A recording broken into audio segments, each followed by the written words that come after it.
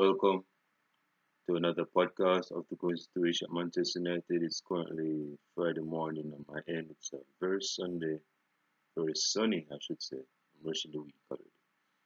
It's a very sunny Friday morning, and a few announcements I just want to make. I said that in my last video podcast that I was going to make the review of Manchester United season in the Premier League for this particular podcast, but I'm going to retract that and do it on Sunday. Hold on. No, actually, I'm going to do it on Monday. So Sunday is the last game in the Premier League for Manchester United. So I'm going to do the review of Manchester United season in totality on Monday. So yeah, I'm going to just retract it and do this as a preview as well as talk about a few other stuff. But before I get into the preview match, I just want to I just want to congratulate Liverpool once again for winning the Premier League title. Very convincing season from them. Um, very dynamic season. Yeah. As it relates to PFA, as it relates to like PFA Player of the Year, oh, as you can see that I'm in the Germany cap, Deschamps, Deschamps. It's actually a cap from the FIFA World Cup in 2018. And for you guys, before you guys say, oh, so you're a German supporter, aren't you? Now, actually, I actually support France. Originally, I supported Netherlands, but yeah, France kind of won me over. I guess it's because they have a lot of black persons, and I feel I could relate to the more black players that play for France. So here I am today in a Germany cap. Um, yeah. So as relates to the PFA Player of the Year, it has been voted to be first of all it was three players: Sadio Mane and of course Jordan Henderson. Jordan Hen- these were the three players that were voted to be the Premier League's best player this season. The best player this season. Yeah, so this was the trophy that they would be awarded if they had a stellar performance in the Premier League this season. See, I woke up with the expectation that Kevin De Bruyne, based on his statistics and performance in the Premier League for Manchester City, would be voted as the best player this season Premier League. But maybe because his side didn't win the Premier League, or you know for some reason the Liverpool fans kinda triggered the voting button. Jordan Henderson has been voted to be the best player this season. He has been voted as the best player in the Premier League this season. My thought is that hold on. My thought is that and I see some persons on Twitter saying, "Oh, this is just a wrong mistake. This is well, a wrong mistake is a mistake in itself, but he shouldn't be voted as the best player this season. He hasn't been that. This is what you guys need to understand, and I kind of get what you're trying to say, because in terms of his statistics, like his goals and assists, is not as near as Kevin De Bruyne. His numbers and his performances in comparison with Kevin De Bruyne is like apples and oranges. Like he's not performing as Kevin De Bruyne or other players this season. But what this is what you guys need to understand about the importance of Jordan Henderson when it comes on to Liverpool this season. Whenever Jordan Henderson is not in the Liverpool squad, and you saw it 2 days ago when Liverpool was playing against Chelsea. When Jordan Henderson is non-existent from the starting level for Liverpool, Liverpool tend to concede more goals. The midfield is, I wouldn't say unstable, but the midfield is it doesn't have a leader. doesn't have a leader, and the balance of play is not the same when Jordan Henderson, he brings something different to the system of Liverpool. So in his existence or in his presence, the players play immense. That's when he's on the pitch. But when he's off the pitch, they play like probably 9 or 10 men. So of course he doesn't have the numbers to back that up. But this season, arguably he's been Liverpool's best player. Yes, they can talk about the Manes, the Salahs because they have the numbers. But in terms of what he brings to the system of Liverpool, Jordan Henderson is a player that gets his spoils. And personally, I would have wanted Albino to win. Yeah, I call him Albino because he looks Albino. Yeah, I wanted Kevin De Bruyne to win the trophy, but apparently because he decided to win the Premier League, no player should win. I mean, even Pep Guardiola said that. He said that a player from Liverpool will win the PFA. So he didn't think that Kevin De Bruyne would even win it anyway. So yeah, Jordan Henderson is kind of a debate. It's a controversial voltage, but you have to understand substance is better. I would say quality is better than like quantity, like in terms of numbers. And that is the quality that Jordan Henderson put. Of course, he's not a very top player, but this is going to go down in the record books as one of the best players to play for Liverpool. Um, as it relates to the Premier League starting again, the Premier League after this season, of course, will start. Hold on, let me check so I can be sure. Will start, yeah, it will start on the 12th of September of this year, 12th of September this year, and it will finish May 23 of next year. So that is when the new season will start and finish. Um, Speaking of the PFA, bro, and I don't want to open a negative kind of worms, but this is what I'll just say, bro. To my somewhat disappointment, I wouldn't even say surprised because football doesn't surprise me anymore. I mean, yesterday this dude signed for Bournemouth, not Bournemouth, Dortmund. This dude is like 17 years old and made about 44 appearances for Birmingham or some club in England. I think it's in it's in the championship. Guess what this guy's ex club did? They retired his kit number, and this dude is just 17. 17, and they retired his kit number because he's moving to greener grasses in Germany. I mean, what's that? What's that for, bro? I mean, I could understand if he had like if he was the top scorer. Sure, he could do that. If he was like a top defender, like a Paulo Maldini, what they did for AC Milan, I think they retracted that. I think it's they retired or something. Well, I don't really follow AC Milan like that, but Virgin, he's just like 17. This is just like 17.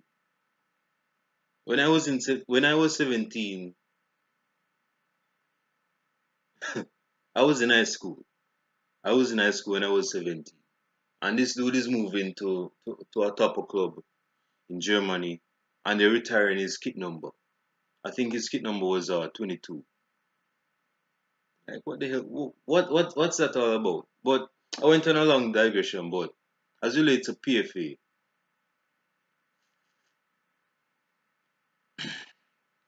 see, you have to understand something about PFA. PFA is about the totality of the season. The totality of the season. Okay? What was your performance from August to May? Was it substantial? Was it colossal? Or was it abysmal? Which one is it? Which one is it? Now I say that to say Bruno Fernandes came in the Premier League and more specifically to Manchester United in January, in late January. This dude was voted among supposed to be the best player this season in the Premier League. This dude came in January, dude. This guy basically came in at halftime in the Premier League, halfway, and people are voting. I see some United fans saying, if you don't vote for Bruno Fernandes to be the best player in the Premier League this season, you're delusional, you're an airhead, you're a fickle fan, Manchester United supporter. You don't love your club.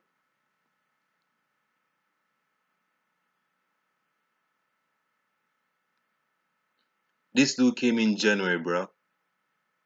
This dude came in January. I could understand if he came like in September, early September, of course, because the transfer market locks down in late August. I think it's changing now, but yeah, I could understand that. But this dude came in January. I want this dude to be the Premier League best player this season. If Bruno was Fernandes, no, I can't speak for everybody because not everybody is like in what I would call an intellectual objective minded person. Like most persons are just knuckleheads. Like they would vote for their most favorite player and the player that they believe they want him to just win the trophy. If Bruno Fernandes won that trophy, dude, that trophy would lose all credibility with me. Lose all credibility with me as a United supporter.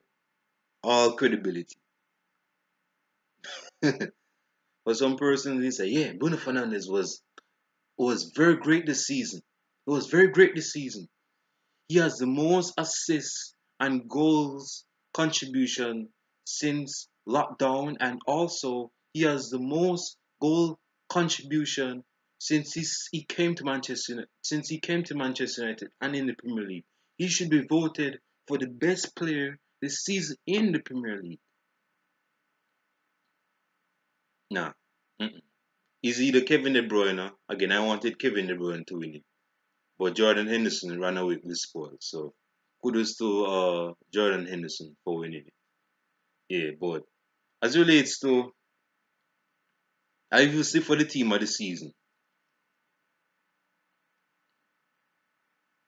See, you have to understand, dude. Bruno Fernandes shouldn't be in the team of the season. Period. He shouldn't be in the team of the season. I know some sentimental, sensitive type of dude, as a United type of fan, is gonna say, "Well, Bruno Fernandes supposed to be in a team of the year. You're just a fake fan. You're just a fake fan. You don't love your club. You don't love your players, dude. Team of the season. Half a season is not a season. Half a season is not a season. A season is from January. Hold on, you, you guys, you have me talking shit. From August to May. That is a season. That's a season in totality, not half a season.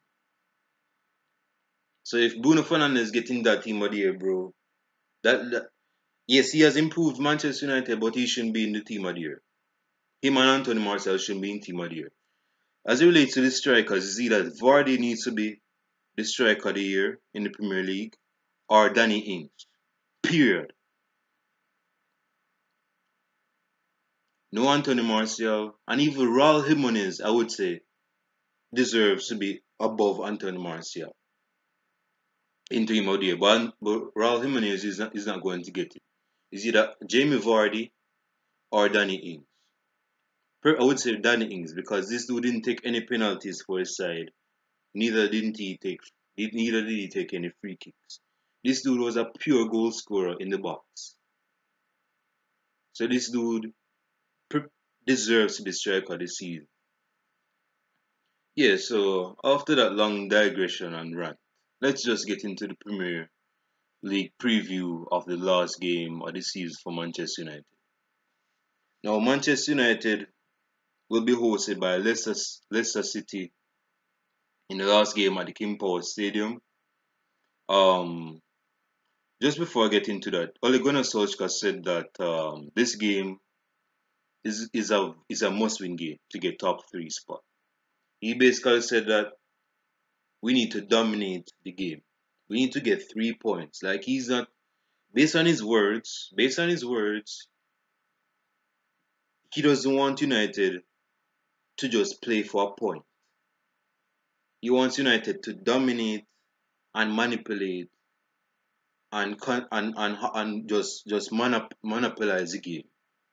Manchester United, based on Ole Gunnar Solskjaer's words in the press conference, he wants United to just go all out and beat Leicester City. That's his words in press conference. But here's the problem: Leicester City has been a great season this season, and ever since lockdown hit, they have been poor in terms of results. But we have been in really recently, at least, like we drew to Southampton and we drew to West Ham. As relates to the Leicester game, okay, first let me just give my starting level for the game. David De Gea, Wan-Bissaka, Victor Lindelof, Harry Maguire, and I believe Luke Shaw needs to play. Luke Shaw needs to play because I don't want no string being playing at left back. I don't want him to play left back, bro. You go get turned in and turned out. Okay? Brandon Williams is not ready for the Premier League. He's not.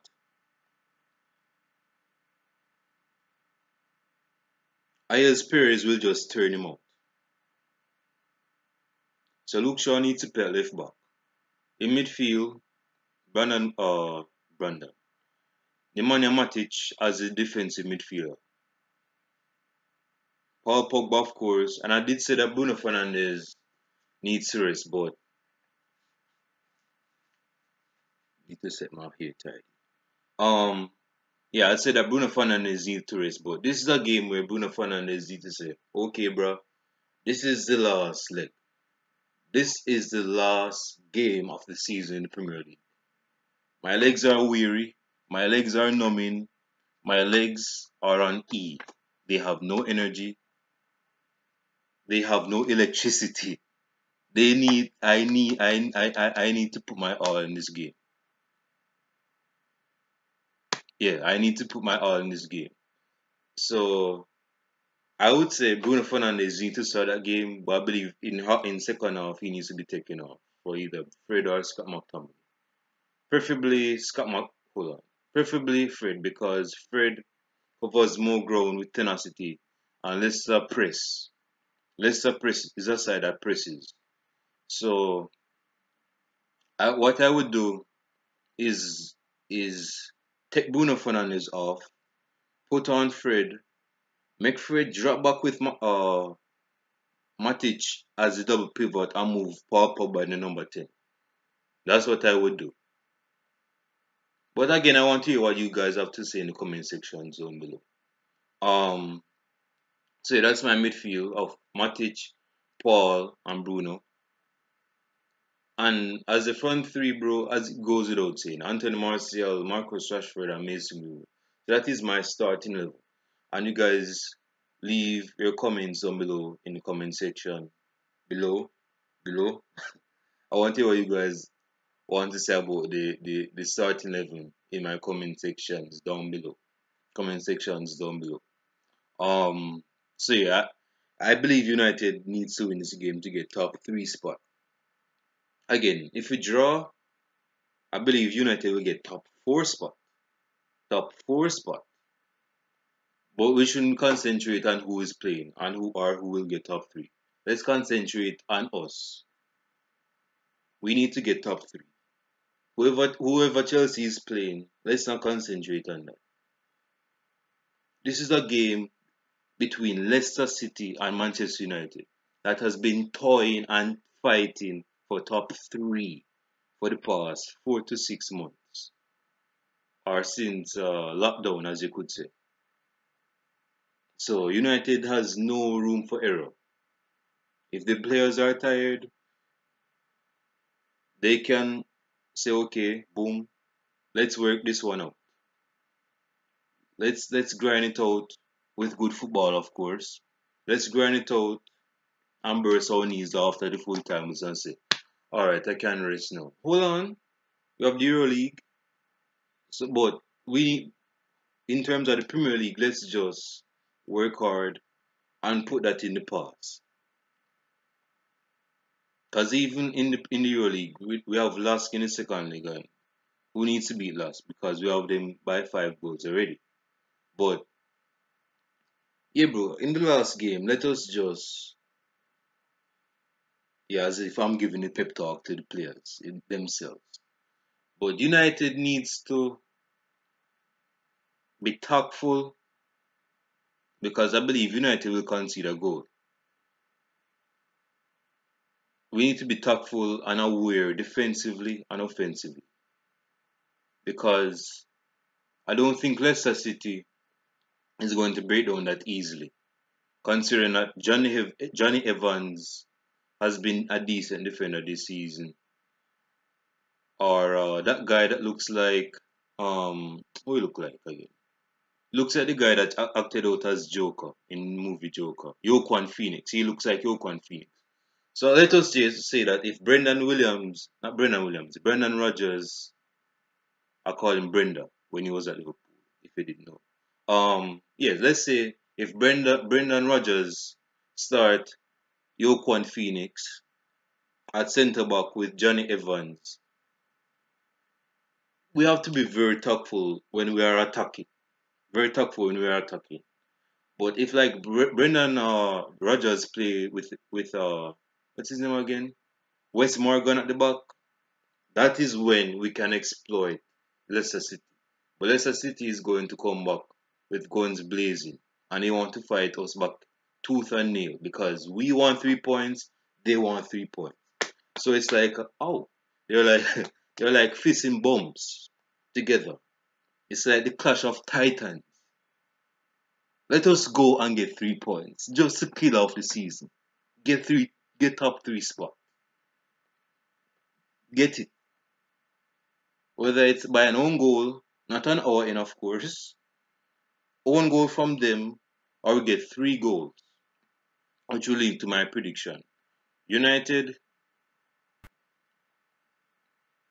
is going to beat Leicester City 2 goals to 1. 2 goals to 1. I believe Mason Greenwood will get a goal. But again, I want to hear what you guys have to say in the comment sections below. And who you think you will score for Manchester United. And with that being said, I am out. I'll show you guys in the match reaction that would commence. No, not commence. That will close the curtains after another Premier League season. I'll show you guys in the Premier League game. Peace.